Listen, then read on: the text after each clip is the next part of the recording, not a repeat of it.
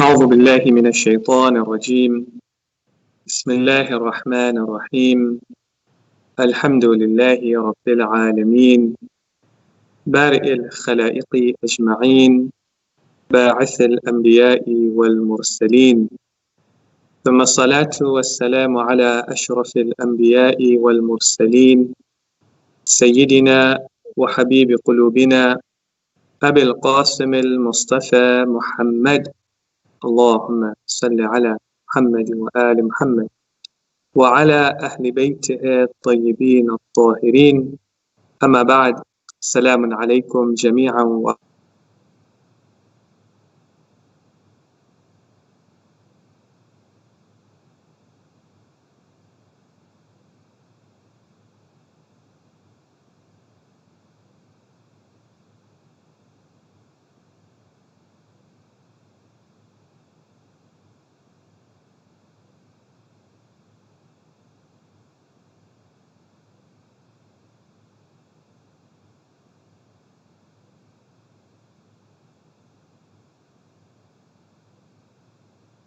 Bismillah ar-Rahman ar-Rahim. 2 nights ago, we had started an important conversation about the gradual revelation of the Qur'an. And the question we asked was, why did the Qur'an have a gradual revelation where it was revealed over a period of 23 years? And we noted that the Qur'an had 2 types of revelation. The first one was an instantaneous revelation that would happen on the night of Qadr. And the second was the gradual revelation that happened from the year when the Prophet of Allah was 40 years of age up until the age of 63. And we started asking some questions. And we said, what is the difference between the instantaneous revelation and the gradual revelation of the Qur'an? Now, beyond the obvious differences, one of the important questions that we picked up 2 nights ago is that what's the difference in the form of the instantaneous revelation and the form of the gradual revelation? Is it that the same thing that was supposed to be revealed, the same words and statements that were revealed over a period of 23 years, on the night of Qadr, all of them, 6,000 odd verses, would be revealed to the Holy Prophet? Or is there another difference to it? So if we can go to the second slide, we saw that scholars like Ayatollah Jawadi Amuli point out that the Qur'an has distinct realities, and at least broke it down into 3 separate realities of the Qur'an. So the first reality is the highest reality of the Qur'an. Allah subhanahu wa ta'ala says in the Qur'an, بَلْ هُوَ قُرْآنٌ مَجِيدٌ فِي لَوْحٍ مَحْفُوظٍ. Rather, it is a glorious Qur'an which is in a preserved tablet. Preserved and guarded, mahfuz meaning guarded tablet, meaning not everybody and anybody has access to it. Meaning you, the reciter, also do not necessarily have access to it. You have access to what is in your hand, but that one is a different reality of the Qur'an. And if you remember, we pointed out in that reality, the Qur'an is neither in the form of words or stories. It doesn't contain the name of peoples and different surahs and different ayat. In fact, it's not even in the form of concepts and ideas. It's a singular reality, a singular truth over there. Then the second reality of the Qur'an is what Ayatollah Jawadi calls the medium or the middle reality of the Qur'an. And this is the one that was revealed on the Holy Prophet on the night of Qadr. Inna anzalnahu fi laylatil Qadr. And we explained that it cannot be the higher reality was revealed, because revelation means specification. It means giving it particularity. That's the nature of the night of Qadr. The night of Qadr, anything that's revealed is given particularity. It's the night of measurement. At the same time, it is also not in the form of the words that were revealed, over the period of 23 years. If you remember the example that we gave, we said that it is like a malaka, a talent, an ability. And we compared it to the malaka of ijtihad that a mujtahid has, that an Islamic scholar has. On one hand, ijtihad does not mean that he knows all of the detailed rulings until he applies his ability to derive the detailed rulings.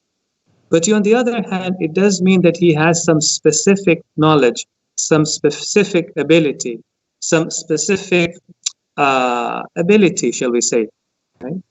Let me give you an example. Now, the question, of course, that came up at that time was, so why did the Prophet of Allah need such a revelation?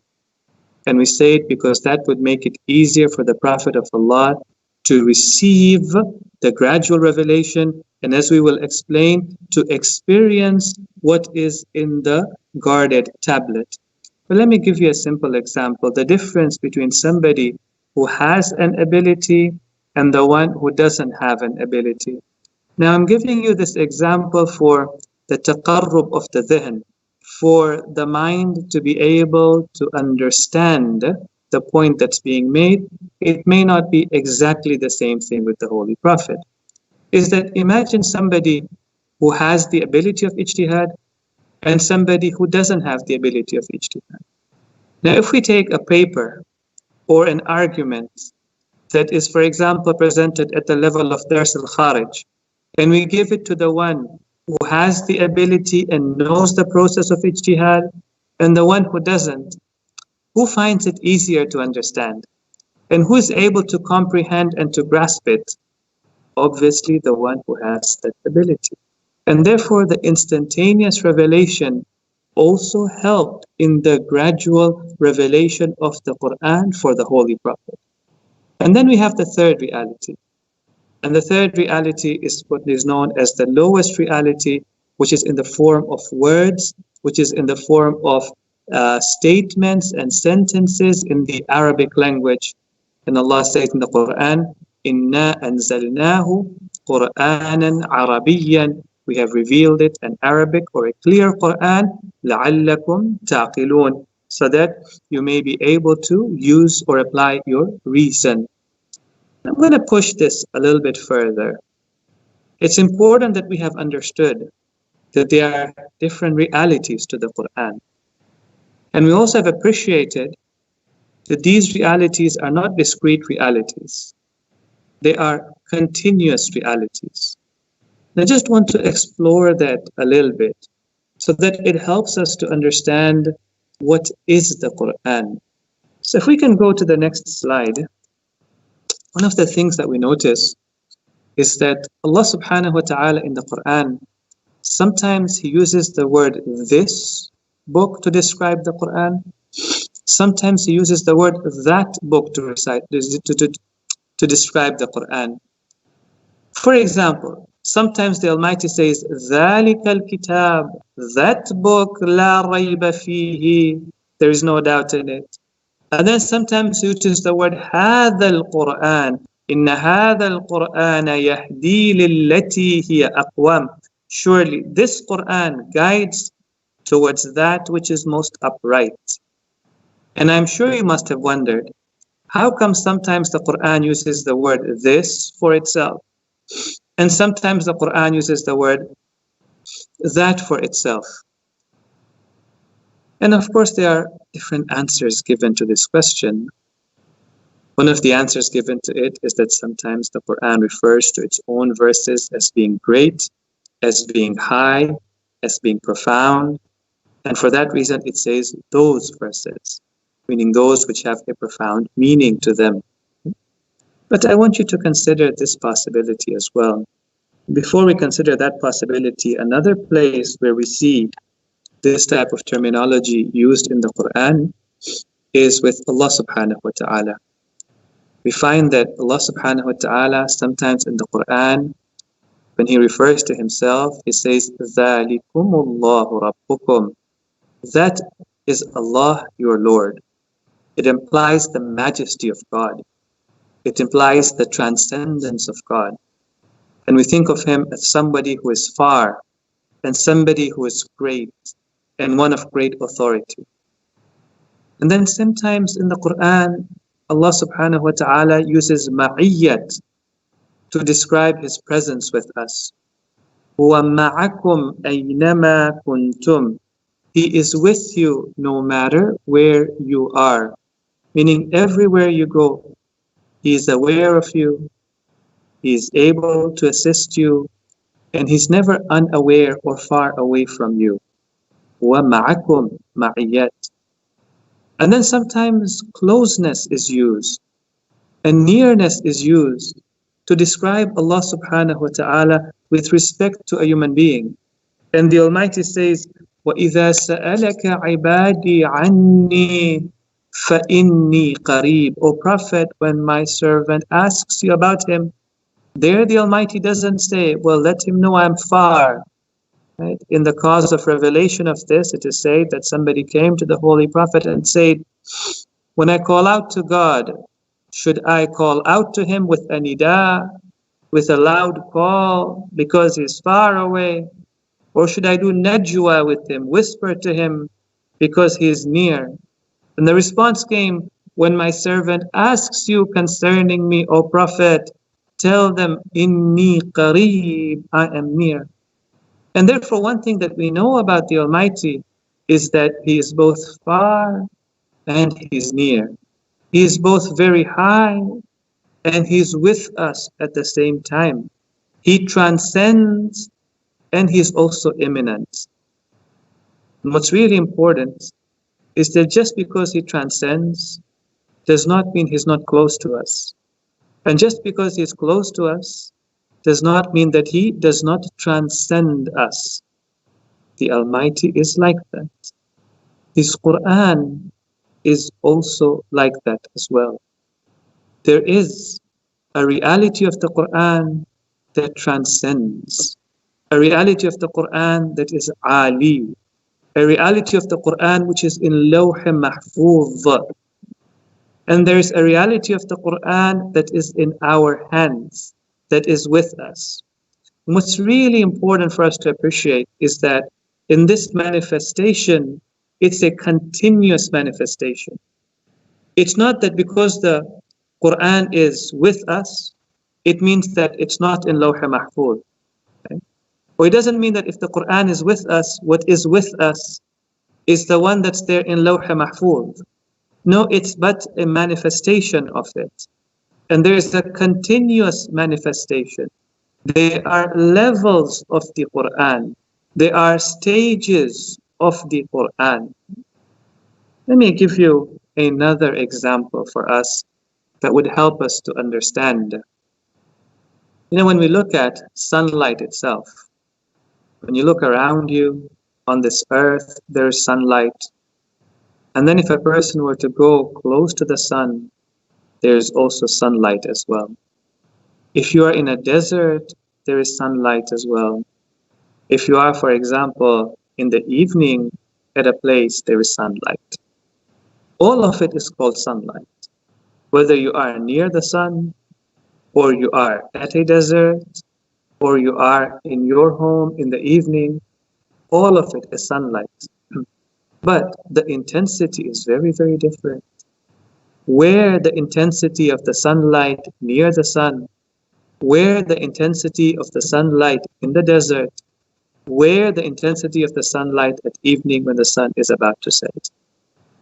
But they are continuous. In the same way, where the reality of the Qur'an that is in our hands, and where the reality of the Qur'an that is in Lawh Mahfuz, and where the reality of the Qur'an that was revealed to the Holy Prophet on the night of Qadr. They are all Qur'an. The one that we have, we can call it Qur'an. The one that's in Lawh Mahfuz is also Qur'an. But where the intensity of that and where the intensity of this one that we have. And therefore we saw that in the ahadith, the term used to describe this continuity was hablum mamdudun, a stretched out rope. Right? One of the things we don't notice sometimes in the hadith of Thiqlain or ثقلين, is that it does make mention of this reality, and we should take note of it. The Prophet of Allah says in the hadith, إِنِّي تَارِكٌ فِيكُمْ الثِّقْلَيْنِ أَوْ ثَقَلَيْنِ كِتَابَ اللَّهِ وَعِتْرَتِي. I leave behind two weighty things or two valuable things, the book of Allah and my progeny. مَا إِن تَمَسَّكْتُمْ بِهِمَا لَن تَضِلُّوا أَبَدًا. As long as you hold on to these two things, you practice them, you shall never go astray. The first one is Kitabullah, the book of Allah. فِيهِ الْهُدَى, in it is guidance. وَالنُّورُ, in it is light. حَبْلٌ مَمْدُودٌ مِنَ السَّمَاءِ إِلَى الْأَرْضِ.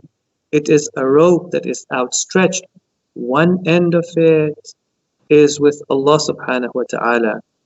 وَإِنَّهُ فِي أُمِّ الْكِتَابِ لَدَيْنَا لَعَلِيٌّ حَكِيمٌ.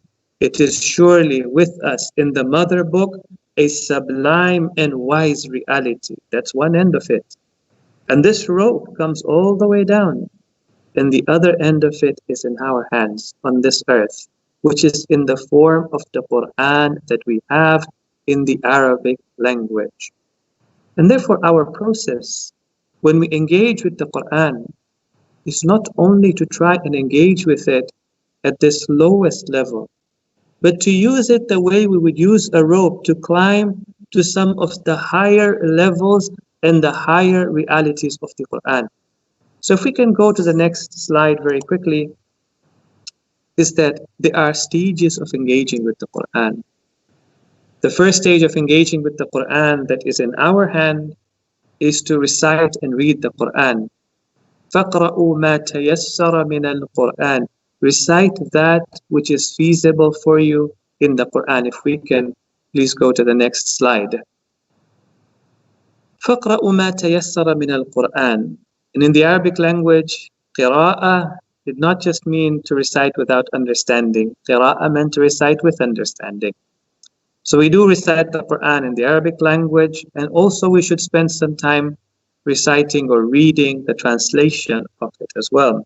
The second stage of engaging with it is reflecting upon it. أَفَلَا يَتَدَبَّرُونَ الْقُرْآنَ أَمْ عَلَى قُلُوبٍ أَقْفَالُهَا. Why do they not contemplate the Qur'an, or are there locks upon the heart? But then with the Qur'an, it's unlike other books. Other books, in order to understand them, the more we read them, the more we understand them. We don't even necessarily have to believe in the book. We don't even have to necessarily practice the book, but we can still understand it by engaging with it mentally, engaging with it conceptually. With the Qur'an, if all we do is we engage with it conceptually, our experience of it will be limited to the lowest level of the Qur'an. So we want to experience higher realities of the Qur'an. So Allah says in the Qur'an, Ittaqullah yu'allimkumullah. Be God wary, meaning practice what we have taught you in the Qur'an, and we will teach you what you do not know. And that's how we start climbing that road, by acting upon what we already understand, what we already know in the Qur'an, and we start to understand the higher realities of the Qur'an, until there comes a point where a person has now purified himself. And to the level that he has purified himself, he's able to experience the higher reality. As Allah says in the Qur'an, لَا يَمَسُّهُ إِلَّا الْمُطَهَّرُونَ. None shall be able to touch it except those who are purified. And of course, there are two interpretations to this verse. But in one of the ahadith, we are told, for the sake of time and brevity, لا يمسه إلا المطهرون قال المقربون, those who are near Allah subhanahu wa ta'ala. And there they have an experience that is beyond just words and ideas, that's beyond just concepts. They have a certain experience of the Qur'an, which is more of a experiential knowledge of the Qur'an. So let us go into the last slide, which is the slide that we had started with coming back to the question that we had, and that is, then why was the Qur'an revealed in a gradual manner? Allah subhanahu wa ta'ala, the reason that He gives us in the Qur'an, كَذَلِكَ لِنُثَبِّتَ بِهِ فُؤَادًا. O Prophet of Allah, we have revealed it in this manner so that we may do its thabt, ithbat, tathbeet, the tathbeet of the Qur'an in your heart. Tathbeet meaning to make something firm, so that it doesn't go away, so that it's not forgotten, so that it is well understood and well comprehended in the Qur'an, in the heart of a person himself. We have revealed the Qur'an gradually to you, O Prophet, so that the Qur'an may become firm in your heart. It may become well understood in your heart. This is where we begin to understand that what was given to the Holy Prophet was not just the Qur'an that we have in our hands. What was given to the Holy Prophet is an experience of the higher realities of the Qur'an. If it was just a matter of conveying to him the verses of the Qur'an and Jibreel just recites it for him, then that's something that I and you do as well. As I'm lecturing right now, I'm reading verses of the Qur'an for you. Some of it you are remembering and you are memorizing. That is not a very involved process. What was being communicated to the Holy Prophet is not only the lowest level of the Qur'an, but he was being given the experience of some of the higher and the highest levels of the Qur'an. Well, that requires a gradual understanding. Allama Tabatabai in Tafsir al-Mizan, he explains this particular verse in the following manner. He says that there are two ways of teaching a subject. The first way of teaching a subject is in a theoretical manner, where you sit in a classroom, you go over a particular book, and you go over it in a very sequential, in a very organized manner. You begin with the first bab, the first chapter, and you take it all the way to the last chapter. And you explain it in a very clear manner on the board or on the slides. The second way of teaching it, he says, is teaching it in a practical manner. Teaching it in the field. Teaching it with experience. Making the person go through certain experiences, and as they are going through those experiences, to teach certain realities or certain knowledge to them with those experiences. He gives the example of a doctor. And he says that, imagine that a doctor had to teach another person certain things related to medicine, or certain things related to practicing medicine. The first option that he has is to teach him in a classroom. Let's say, for example, he has to teach him heart surgery. So he sits in the classroom and goes over all of the procedures in doing heart surgery. Explains the heart itself, explains the tools themselves on the screen, using slides, using videos, explains it in a very step-by-step manner, explains the consequences of doing things in a particular way. That's one way of doing it. Now let's say a doctor taught a student in this manner. Will the student appreciate all of it? Will it sit firmly in the heart of the student? Will the student be able to, for example, practice it themselves? Will the student be able to teach it to others? Will the student be able to explain it and extrapolate more things from it? Then he says the other way of teaching the same material is to actually take him to the theater, for example, and do a live surgery in front of him and have him involved in it. And as the student is learning how to do it and the doctor is watching over him, the doctor guides him. The doctor shows him. He says, which one will sit better in the heart of the student? Which one will be understood better? Which one will be remembered better? Which one will the student be able to teach and convey to others better? Say, obviously, the one that was done through experience, practically in the field. We can see how those principles are being applied to real case scenarios, and the understanding is better in that way. We see that Allah subhanahu wa ta'ala does that with His prophets. One of the examples that we have is the example of Prophet Yusuf, that Allah subhanahu wa ta'ala takes him out of Canaan and brings it into Egypt. And brings him into Egypt, it was the plan of Allah subhanahu wa ta'ala. Yes, I know in the story, the caravan came and picked up Prophet Yusuf, and it so happened the caravan was headed to Egypt. And so Prophet Yusuf ended up in Egypt as well. And from there, he seemed to have ended up in the house of the Aziz of Egypt. What looks like coincidence to us, what looks like certain unconnected incidents to us, are very much connected. Part of the plan of Allah subhanahu wa ta'ala.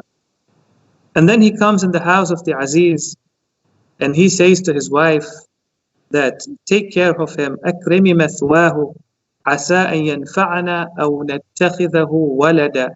He may be of benefit to us, or we may even make him our own child. وكذلك مكنا ليوسف في الأرض. And this is how we established Yusuf in the land. Allah subhanahu wa ta'ala is reminding us that his whole journey until the time where he became established in the house of the Aziz was planned by the Almighty and was possible by the Almighty. And then the Almighty says, وَلِنُعَلِّمَهُ مِن تَأْوِيلِ الْأَحَادِيثِ, and so that we may teach him the interpretation of dreams, or we may teach him matters related to prophethood. And the question we ask over here is, oh Allah, could that not happen in Canaan? Could that not happen elsewhere? Could that not happen directly for him to be taught? And the Almighty perhaps is alluding in this particular verse of the Qur'an, in the Surah of Yusuf, that he had to learn it through a rich experience. And that experience would come in Egypt for him. And as he went through different experiences, then he was learning those things that were necessary for him to know. As we see in the example when the two prisoners come into prison. In the same way, Allah subhanahu wa ta'ala is telling the Holy Prophet that we wanted to present these verses to you and to the believers as you were going through various experiences in life, so that you could see the application of that reality in this particular situation, so that it would be remembered well, it would be understood well, it would be memorized well, and then you would be able to teach it to others as well. Things which are taught gradually, taught with experience, are understood better than those which are just taught theoretically. Now, one of the questions that arises over here is if that these ideas are being taught as the Prophet of Allah, if the Qur'an is being revealed, if that reality is being revealed through different experiences that the Prophet of Allah comes across, then obviously one of the concerns there is that when things are taught here and there, then sometimes the student may not have an entire picture of the subject matter, may not appreciate the definitions of certain things, may not appreciate the order of the subject, may not appreciate the comprehensiveness of the picture if all they are being taught is piecemeal here and there. For example, imagine if the doctor were teaching the student one day by looking at the heart, the other day by looking at the lungs, the other day by looking at something else. So Allah subhanahu wa ta'ala tells the Holy Prophet, and this is the tafsir of Allama Tabatabai, by the way. He says, Allah tells the Holy Prophet, وَرَتِّلِ الْقُرْآنَ وَرَتَّلْنَاهُ عَفْوًا وَرَتَّلْنَاهُ تَرْتِيلًا. And now this is translated differently in different interpretations or different tafasirs or different translations rather of the Quran. In some translations, وَرَتَّلْنَاهُ تَرْتِيلًا has been translated as we have recited it to you in a measured tone. But the translation that Allama Tabatabai would give to this verse is to say, and we have arranged it to you well in an arrangement. That it may seem that these realities are being presented to you through different experiences that the Muslim community is coming across in their lives. But these realities, when put together, the way they have been put together as ayat of the Qur'an in one surah and certain surahs next to each other, for example, is in a manner which is well arranged, that if a person were to recite it, they would understand the comprehensiveness of the message of the Qur'an. We pray that we have been able to communicate the reality of the Qur'an, the truth of the Qur'an in a clear and concise manner.